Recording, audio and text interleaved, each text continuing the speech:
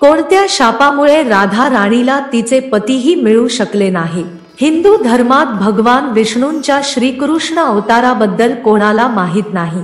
श्रीकृष्णाच्या नटखट लीला आणि प्रेमकथांचा संपूर्ण जग परिचित आहे, पण जेव्हा श्रीकृष्णाचा उल्लेख होतो तेव्हा राधा राणीचे नाव आपोआपच त्यांच्या सोबत जोडले जाते।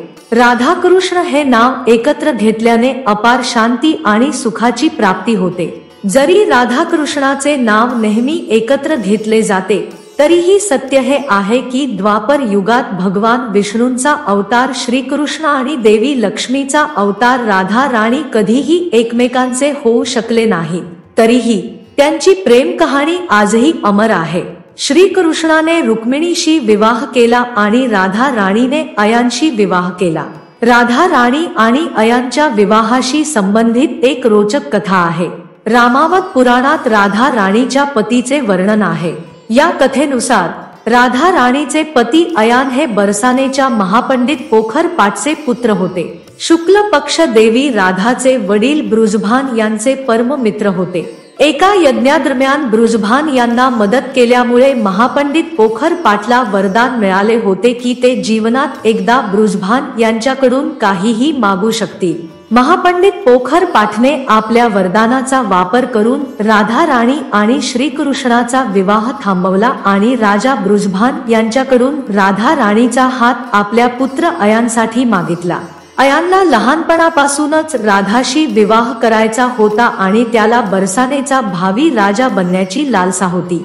त्याला श्रीकृष्णाबद्दलही मत्सर होता। कंसाच्या मदतीने अयानने अनेकदा श्रीकृष्ण आणि राधाला वेगळे करण्याचा प्रयत्न केला, परंतु तो नेहमीच आपल्या योजनांमध्ये अपयशी ठरला। विवाहानंतरही अयान कधीही राधा राणीला स्पर्श करू शकला नाही, कारण अयानला ऋषी दुर्वासांचा शाप होता की तो राधा राणीला स्पर्श करताच भस्म होईल। राधा आणि श्रीकृष्णाच्या प्रेमकथेमुळे त्रस्त होऊन अयानने राधा राणीवर पती म्हणून हक्क सांगण्याचा प्रयत्न केला। त्याने राधा राणीला एक असे फळ खाऊ घालण्याचा प्रयत्न केला ज्यामुळे ती त्याच्या वशात येईल, परंतु ऋषी दुर्वासांनी अयानला शाप दिला की जर त्याने कधीही राधा राणीला स्पर्श करण्याचा प्रयत्न केला तर तो भस्म होईल। त्यामुळे अयान कधीही राधा राणीचा खरा पती बनू शकला नाही। पंडित दयानंद शास्त्री यांच्या मते अयान हा एक तपस्वी होता ज्याने भगवान विष्णूची खूप तपस्या केली होती।